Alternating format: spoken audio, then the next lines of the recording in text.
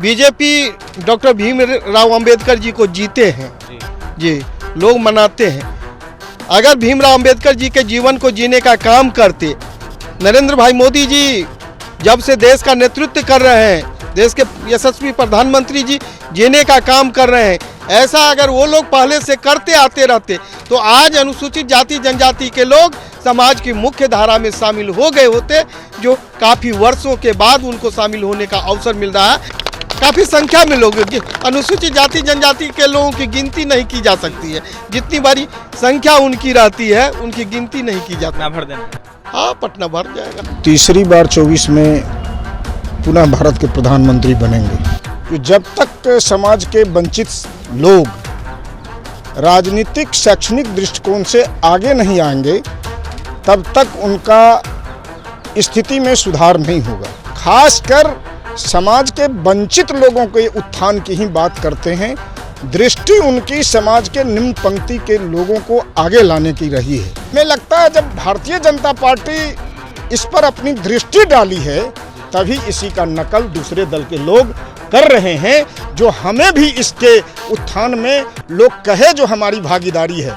वास्तविक में भारतीय जनता पार्टी और खास के नरेंद्र मोदी ही समाज के वंचित लोगों के उत्थान की बात करते हैं। लेकिन दलित विरोधी कहना राजनीतिक बात है, लेकिन सवाल यहाँ है जो दलित विरोधी, आज वीरेंद्र जी सभी दल के लोग वहाँ अपना भाग आजमाए हैं। अगर दलित विरोधी भारतीय जनता पार्टी रहता तो वीरेंद्र जी रोसड़ा से एमएलए कैसे जीतते। इससे लगता है जो दलित विरोधी नहीं, दलित का अगर आज के तारीख में कोई सम्मान दे सकता है, उसको आगे बढ़ाने की बात कर सकता है, उसके इज्जत आबरू की सुरक्षा की बात कर सकता है तो भारतीय जनता पार्टी। पटना के मिलर हाई स्कूल ग्राउंड में बीजेपी के द्वारा आज अंबेडकर समागम का आयोजन किया गया है। ऐसे में देखा जाए तो अनुसूचित जाति जनजाति के लोग इस कार्यक्रम में पहुंचेंगे। लगातार महागठबंधन के नेता सवाल इस पे खड़ा कर रहे हैं। हमारे साथ बात करने के लिए रोसड़ा से बीजेपी विधायक वीरेंद्र पासवान हैं, जुड़ेंगे, बात करेंगे। वीरेंद्र जी, आज अंबेडकर समागम मना रहे हैं आप लोग,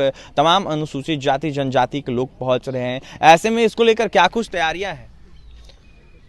आज अंबेडकर जी के नाम पर, उनके जयंती समारोह के अवसर पर अनुसूचित जाति जनजाति के लोग समागम में आए हैं और पूरे प्रदेश से आए हैं, काफ़ी तादाद में आए हैं और उनके विचार को जो है आम जन तक पहुंचाने का काम करेंगे।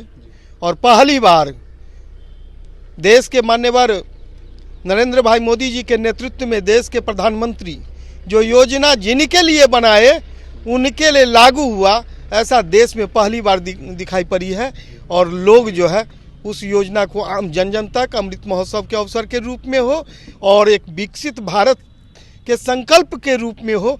हर व्यक्ति आज के दिन में जो है प्रण ले रहे हैं, प्रतिज्ञा कर रहे हैं जो आने वाले वर्षों में हम एक विकसित देश के नागरिक कहे जाएंगे और विकसित भारत निर्माण के लिए जो संकल्प लिए हैं उस दिशा में अनुसूचित जाति जनजाति के लोग भी चल पड़े हैं। भीम संसद का भी बीते दिनों आयोजन किया गया था जदयू की तरफ से, ऐसे में आप लोग भी कर रहे हैं, सवाल उठ रहे हैं, कहा यह जा रहा है कि अनुसूचित जाति जनजाति को अपने तरफ करने की कोशिश बीजेपी कर रही है।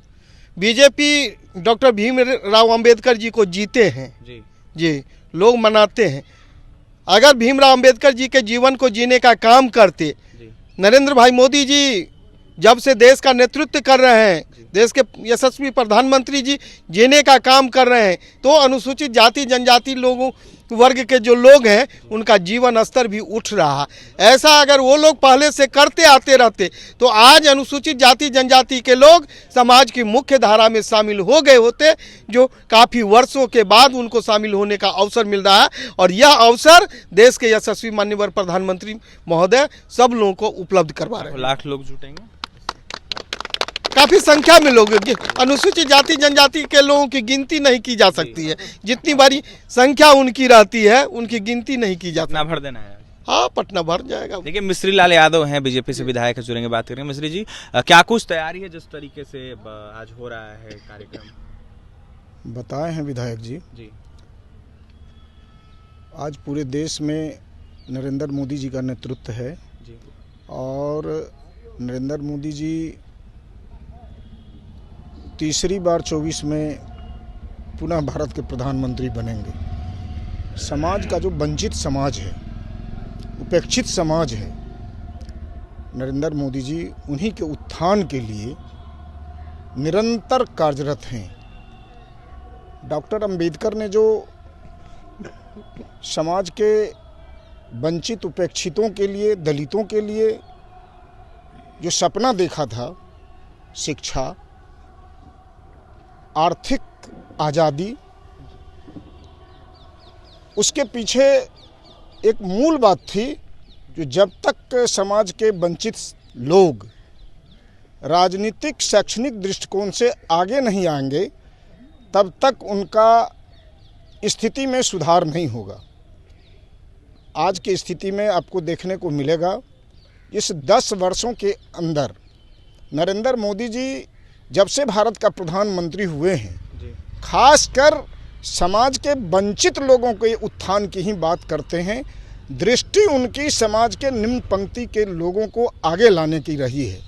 आज आपने सवाल किया है भाई वीरेंद्र से, जो दूसरे दल के लोग भी डॉक्टर भीमराव अंबेडकर की का जन संवाद वगैरह कर रहे हैं।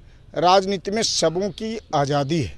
हमें लगता है जब भारतीय जनता पार्टी इस पर अपनी दृष्टि डाली है, तभी इसी का नकल दूसरे दल के लोग कर रहे हैं, जो हमें भी इसके उत्थान में लोग कहे जो हमारी भागीदारी है। वास्तविक में भारतीय जनता पार्टी और खास के नरेंद्र मोदी ही समाज के वंचित लोगों के उत्थान की बात करते हैं। लेकिन दलित विरोधी राजद के नेताओं के द्वारा, जदयू के नेताओं के द्वारा आप लोगों को बताया जा रहा है। देखिए, दलित विरोधी कहना राजनीतिक बात है, लेकिन सवाल यहाँ है जो दलित विरोधी, आज वीरेंद्र जी सभी दल के लोग वहाँ अपना भाग आजमाए हैं। अगर दलित विरोधी भारतीय जनता पार्टी रहता तो वीरेंद्र जी रोसड़ा से एमएलए कैसे जीतते? इससे लगता है जो दलित विरोधी नहीं, दलित का अगर आज के तारीख में कोई सम्मान दे सकता है, उसको आगे बढ़ाने की बात कर सकता है, उसके इज्जत आबरू की सुरक्षा की बात कर सकता है, तो भारतीय जनता पार्टी। देखिए, हमारे साथ मिश्री लाल यादव और वीरेंद्र पासवान थे। कहीं ना कहीं महाजुटान कह सकते हैं होने जा रहा है पटना के मिलर हाई स्कूल ग्राउंड में। ऐसे में अम्बेडकर समागम मनाया जा रहा है। तमाम अनुसूचित जाति जनजाति के लोग पहुंचेंगे और इस कार्यक्रम में